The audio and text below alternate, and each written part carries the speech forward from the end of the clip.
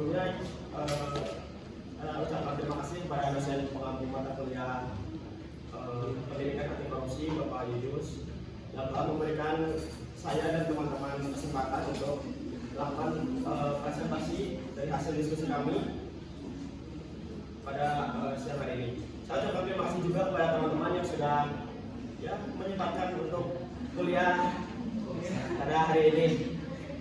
Sebelumnya izin perkenalkan diri, nama saya Ida Sidi dengan NPM 2234031.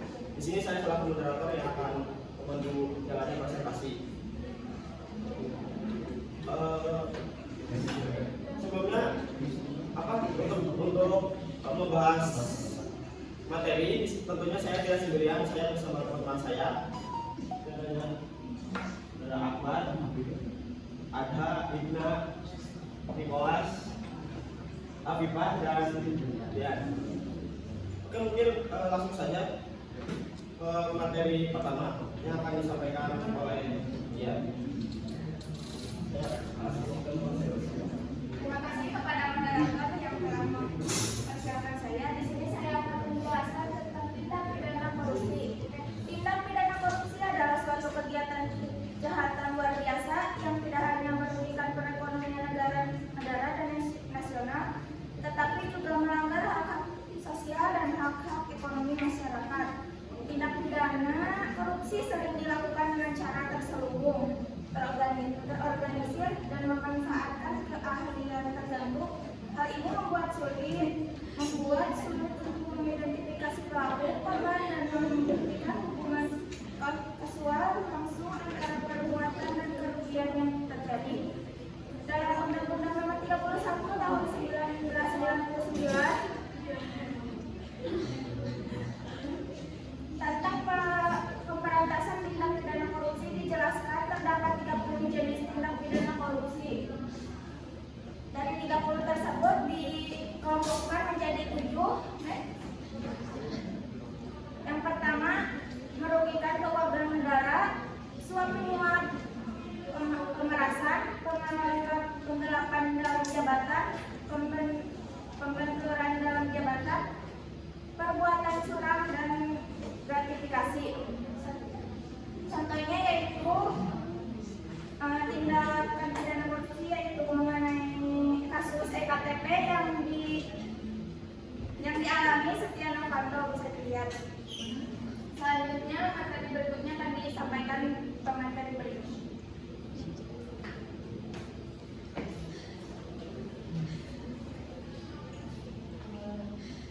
Jadi saya akan menjelaskan yaitu mengenai gratifikasi. Menurut pasal 12B Undang-Undang Nomor 20 Tahun 2021, gratifikasi adalah pemberian yang dimana pemberian dalam arti luas yaitu meliputi pemberian uang, barang, rabat atau diskon, komisi, pinjaman tanpa bunga, tiket perjalanan, fasilitas penginapan, perjalanan wisata, pengobatan cuma-cuma, dan fasilitas lainnya.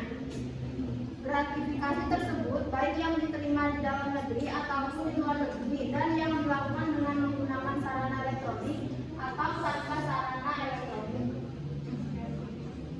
Gratifikasi dapat menjadi kejahatan korupsi apabila setiap gratifikasi kepada pegawai negeri atau penyelenggara negara dianggap pemberian suap apabila berhubungan dengan jabatannya dan berlawanan dengan kewajiban ataupun tugasnya. Terdapat 3 unsur utama yang membedakan antara gratifikasi secara umum sebagai pemberian dalam arti luas dengan gratifikasi yang dianggap suap adalah: yang pertama, adanya penerimaan gratifikasi; kedua, penerimaan gratifikasi haruslah pegawai negeri atau penyelenggara negara; dan yang ketiga, gratifikasi dianggap suap. Di sini terdapat contoh kasus pemberian gratifikasi yang dilakukan oleh mantan Bupati Bogor yaitu Ade Yasin dan Rahmat Yasin.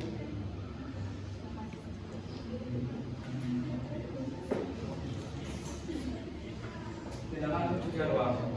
Pencucian uang adalah suatu upaya perbuatan untuk menyembunyikan atau menggunakan asal usul uang atau dana atau harta kekayaan hasil tindakan pidana melalui berbagai transaksi keuangan keuangan agar uang atau harta kekayaan tersebut tampak seolah-olah berasal dari kegiatan yang sah legal. Berikut adalah beberapa jenis tindakan pencucian uang yang dilakukan oleh pelaku kejahatan. Yang satu, investment, penempatan uang hasil kejahatan ke dalam sistem finansial. 2, layering, pengiriman uang hasil kejahatan ke berbagai rekening atau investasi untuk menyamarkan asal-usul uang tersebut. 3, segregation, pengembalian uang hasil kejahatan ke dalam ekonomi melalui investasi atau pembelian aset. Beberapa faktor yang mempengaruhi terjadinya tindakan pencucian uang antara lain: 1, lemahnya regulasi keuangan. 2, lemahnya penegakan hukum. 3, belum efektifnya pengawasan pelaksanaan aturan. Untuk menanggulangi tindakan pencucian uang, beberapa cara yang dapat dilakukan adalah: 1, penerapan landasan hukum yang kuat. 2, penelusuran dan pengembalian harta kekayaan hasil tindak pidana. 3, penerapan program anti pencucian uang dan pencegahan pendanaan terorisme. Terakhir, meningkatkan awareness. Baik, selanjutnya saya akan menyampaikan materi tentang obstruction of justice atau disingkat menjadi OJ. OJ adalah suatu tindakan yang bertujuan menghalang-halangi proses hukum atau keadilan dari awal hingga proses tersebut selesai. Tindakan tersebut berupa intervensi dengan segala bentuknya, seperti tidak mau menjadi saksi, memberi keterangan palsu, menghilangkan atau merusak bukti atau lain sebagainya. Contohnya seperti penyidikan tipikor terjadi pada saat KPK sedang mengumpulkan bukti untuk kasus simulator SIM. Penyidik KPK dilarang oleh seseorang untuk tidak membawa bukti-bukti yang diambil dari kantor Lalin Mabes Polri. Bahkan para penyidik diancam dan ditekan. Nah, hal seperti itu merupakan tindakan OJ.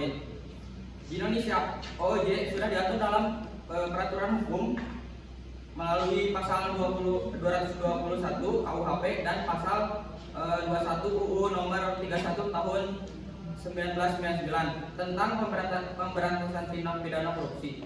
Menurut pasal 221 KUHP, OJ tindakan pidana yang dilakukan oleh pelaku yang terbukti berusaha untuk menghambat suatu proses hukum. Disebutkan pelaku yang terbukti dan sah melakukan OJ dipidana dengan pidana penjara paling singkat 3 tahun dan paling lama 12 tahun atau denda paling sedikit 150 juta dan paling banyak 600 juta. Menurut Andrea Kendall, pasal-pasal OJ dirancang untuk melindungi individu-individu yang terlibat dalam proses hukum dan mencegah gugurnya proses penegakan keadilan melalui tindakan-tindakan menyimpang. Perbuatan percobaan OJ mempunyai 3 unsur yang harus dipenuhi, yaitu 1, tindakan tersebut menyebabkan tertundanya proses hukum. Yang kedua, pelaku mengetahui tindakannya atau menyadari perbuatannya. Ketiga, pelaku melakukan atau mencoba tindakan menyimpang dengan tujuan untuk mengganggu atau mengintervensi proses atau administrasi hukum. Terima kasih. Jadi saya akan menjelaskan materi mengenai whistleblower dan justice collaborator. Yang pertama, pengertian untuk whistleblower. Whistleblower adalah seseorang yang bersedia mengungkapkan fakta kepada publik atau kepada penegak hukum atas sebuah skandal atau kejahatan yang terjadi di lingkungan di mana dia berada. Whistleblower ini tidak terlibat dalam tindak pidana yang terjadi, namun dia hanya berada dalam lingkungan tersebut, sehingga whistleblower ini tidak dikenai hukuman. Selanjutnya, pengertian untuk justice collaborator. Justice collaborator adalah seseorang yang menjadi salah satu dari pelaku tindak pidana. Dia mengakui kejahatan yang dilakukannya, tetapi dia bukan pelaku utama dalam kejahatan tersebut. Justice collaborator ini memberikan keterangan sebagai saksi di dalam proses peradilan yang sangat signifikan sehingga dapat mengungkap tindak pidana dimaksud secara efektif. Justice collaborator juga mengungkap pelaku-pelaku lainnya yang memiliki peran yang lebih besar serta mengembalikan aset-aset atau hasil suatu tindak pidana. Justice collaborator ini akan mendapatkan keringanan hukuman.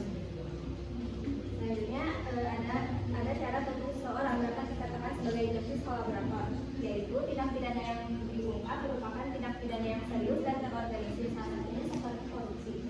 Lalu keterangan yang diberikan signifikan, relevan dan andal. Lalu orang yang berstatus justice collaborator bukanlah pelaku utama dalam perkara tersebut, karena orang yang berstatus justice collaborator adalah orang yang mengungkapkan siapa pelaku utama dalam kasus tersebut.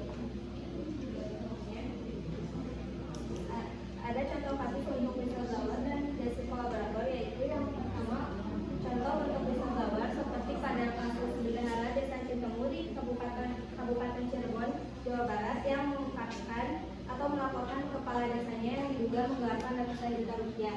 Pada kasus ini, si bendahara Desa Citemu dapat dikatakan sebagai whistleblower. Lalu contoh untuk justice kolaborator yaitu dua terdakwa kasus korupsi EKTP divonis 4 tahun penjara, yang mana dua terdakwa ini diantaranya yang satu sebagai pelaku utama dan yang satu lagi sebagai justice kolaborator. Kedudukan whistleblower maupun justice kolaborator di dalam kasus-kasus korupsi maupun tindak pidana berat lain diakui memiliki peran yang sangat signifikan. Peran serta masyarakat tersebut diatur dalam Peraturan Pemerintah Nomor 71 Tahun 2000 tentang tata cara pelaksanaan peran serta masyarakat dan pemberian penghargaan dalam pencegahan dan pemberantasan tindak pidana korupsi. Terima kasih. Baik, di sini saya akan menjelaskan cyber bullying.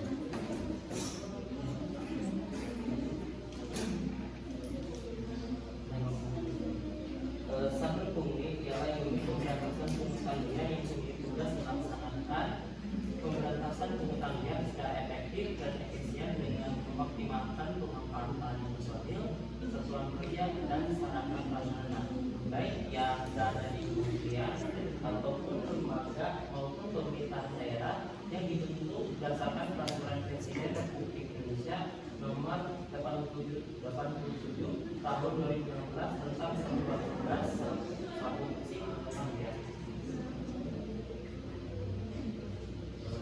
Berikut beberapa fungsi dari cyberbullying. Yang pertama, intelijen; kedua, pencegahan dan sosialisasi; ketiga, penindakan dan justisi; dan yang terakhir, operasi tangkap tangan.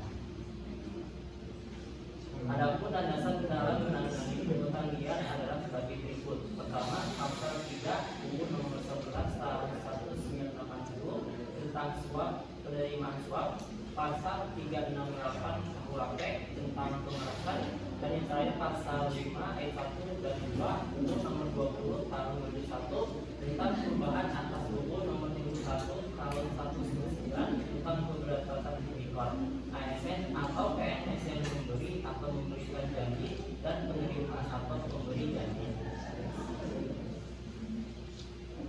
Mungkin untuk contoh cyberbullying ialah dugaan korupsi Komura yang meraup 2 triliun dari pungli. Untuk satuan tugas untuk menanggulangi masalah tersebut oleh Komjen Pol Purnawirawan Dr. Andes Dwi Priyanto.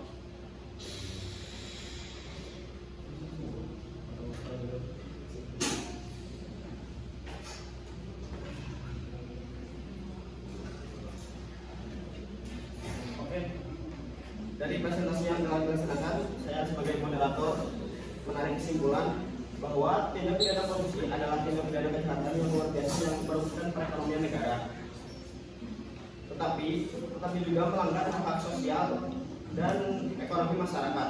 Meskipun sering dilakukan dengan cara yang terselubung dan terorganisir, dampaknya sangat merugikan negara dan masyarakat.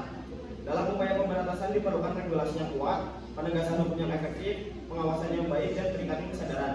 Selain itu, tadi dijelaskan oleh pemateri di mana kita membahas jenis-jenis tindak pidana korupsi, diantaranya gratifikasi, tindakan pencucian uang, OJ atau obstruction of justice, whistleblower, dan justice collaborator. Dan tadi juga dijelaskan cyberbullying yang menjadi bagian penting dalam pemberantasan pungutan liar dengan fungsi intelijen, pencegahan, penindakan, dan operasi tangkap tangan. Dengan adanya upaya-upaya ini diharapkan dapat mengurangi dan mencegah praktek korupsi serta memperkuat sistem hukum dan keadilan di Indonesia. Mungkin ini terdapat sebuah quotes yang pernah saya dengar yang mengatakan bahwa bangsa yang paling bahagia adalah bangsa yang bebas dari korupsi. Oleh karena itu, kita sebagai mahasiswa diharapkan menjadi agen offset di mana merubah tindak pidana korupsi yang sudah menjadi kebiasaan di negeri ini yang sangat susah dihilangkan. Mungkin bisa dengan hal-hal yang kecil yang mungkin bisa dianggap sepele, yang nantinya dapat menjadi benih-benih korupsi di masa yang datang. Jika tidak ada korupsi, maka perekonomian negara akan membaik dan negara akan menjadi berkembang dan rakyat pun akan sejahtera.